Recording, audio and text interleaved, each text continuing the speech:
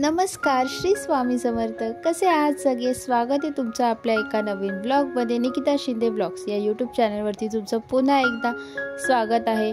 तर तुम्हाला ही हिरवळ आणि छान असा निसर्ग बघून तर समजलंच असेल, आपण कोकणात आहोत. गणपतीनिमित्त मी गावी आले आहे. तुम्हाला गणपतीचं आगमन असं लास्ट व्हिडिओ बघायला मिळाला असेल. आणि आता आपण आहोत गणपती, आज आहे गणपती बाप्पा आलेत आपल्या घरी. तर मग आता आपण आज ह्या व्हिडिओमध्ये बघणार आहोत की आज गौरी येणार आहेत घरी. त्यानंतर मग आम्ही आमचं जे कुलदेवतेचं कुलस्वामी जी आमची रामवर्धनी देवी आहे तिचं जे मंदिर आहे तिथे सुद्धा जाणार आहोत. आणि कोकणातच असा छान निसर्ग अनुभवायला मिळतो पावसाळ्याच्या सीझनमध्ये किंवा हे गणपतीच्या वेळी. छान अशी हिरवळ असते सगळीकडे. उगाचच कोकणाला स्वर्ग म्हणतात, ते काही चुकीचं नाही. खूप छान वाटतं, फ्रेश वाटतं. आणि त्यातल्या त्यात डेली लाईफमध्ये आपलं कशी धावपळ असते, दगदग असते, त्यातून छान असा विसावा मिळतो. आणि खूप मस्त असा निसर्ग आहे. छान बरं वाटलं, जरा चेंज पण मिळाला.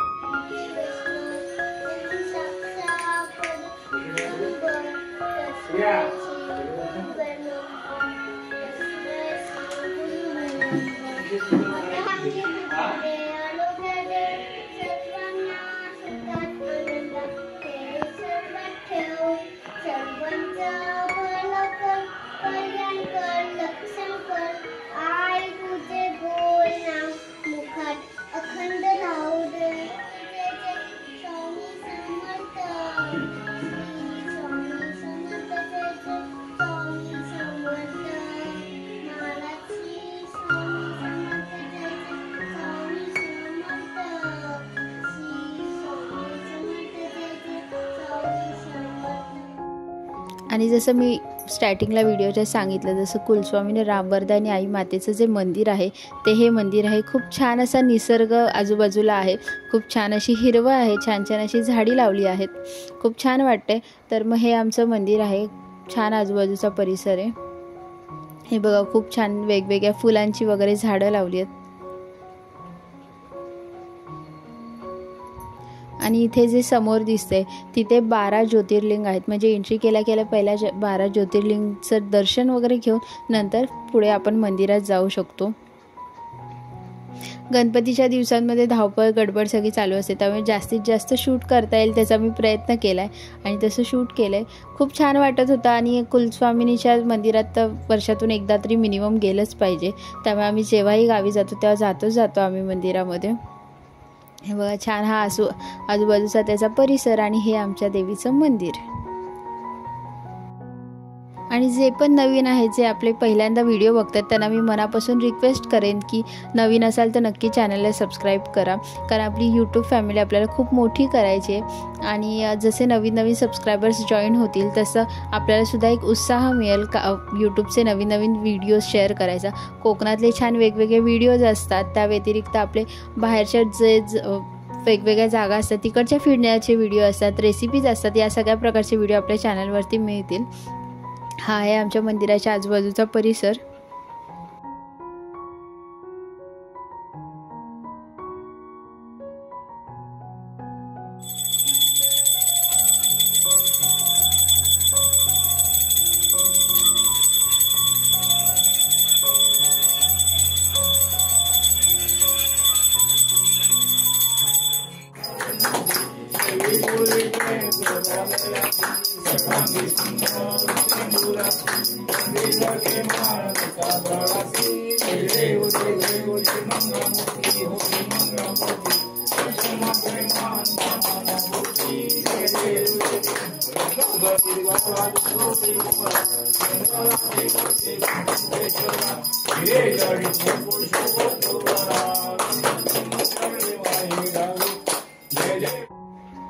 संध्याकाळच्या वेळी असं गौरी आईला घरी आणलं जातं, त्यासाठी मग आम्ही संध्याकाळी गेलो. संध्याकाळी पाऊस होता थोडाफार. गौरी आईला जेव्हाही आणलं जातं तेव्हा थोडाफार पाऊस पडतो. त्यानंतर मग आम्ही संध्याकाळी आणायला गेलो आणि नंतर तिथे पाऊस पडत होता, त्यामुळे मला प्रॉपर शूट नाही करता आला. तर प्रत्येक ठिकाणी आणण्याची पद्धत वेगळी असते. माहेरी माझ्या नदीकिनारी जाऊन वगैरे गौरी आईला घरी आणलं जातं. इथे आमच्या इथे सासरी मंदिरामध्ये असं सूप वगैरे पूजा करून ठेवली जातं.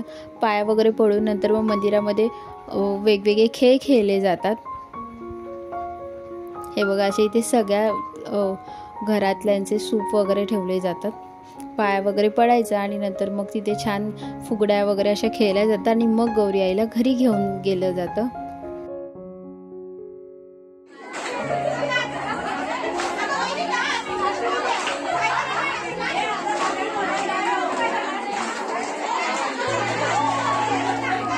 भरपूर जण आलेत ना, म्हणून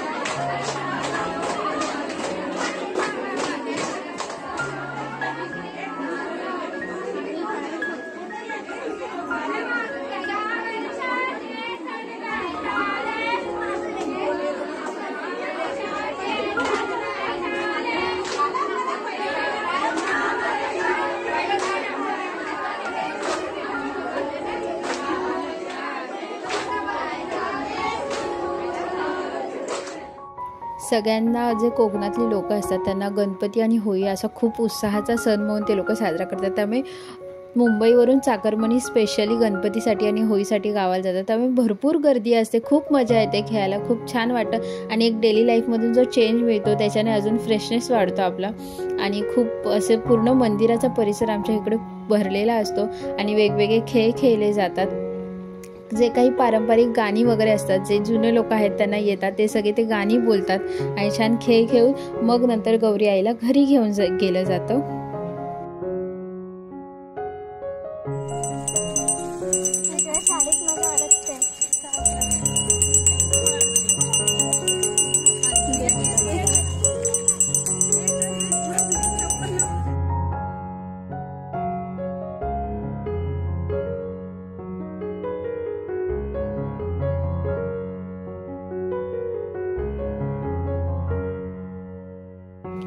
जेव्हा घरी गौरी आईला आणलं जातं तेव्हा पाय वगैरे धुवून जिने गौरी आईला घेतला असेल तिचे पाय वगैरे धुवून हळदी कुंकू लावून पूजा वगैरे करून घरी घेतलं जातं आणि थोडा वेळ मायावर ठेवलं जातं आणि त्यानंतर मग गौरीला साडी वगैरे नेसवली जाते. छान असा शृंगार केला जातो. साडी नेसून दागिने घालून खूप छान असं तिचं रूप असतं, त्यामुळे छान असं सजवलं जातं. आणि त्याच दिवशी आणि औशाच्या दिवशी म्हणजे दुसऱ्या दिवशी रात्री असं जागरण केलं जातं. छान वेगवेगळे खेळ खेळले जातात त्या दिवशी आणि 2 दिवस असे खेळ खेळले जातात. ते सुद्धा तुम्हाला ह्या व्हिडिओमध्ये बघायला मिळतील.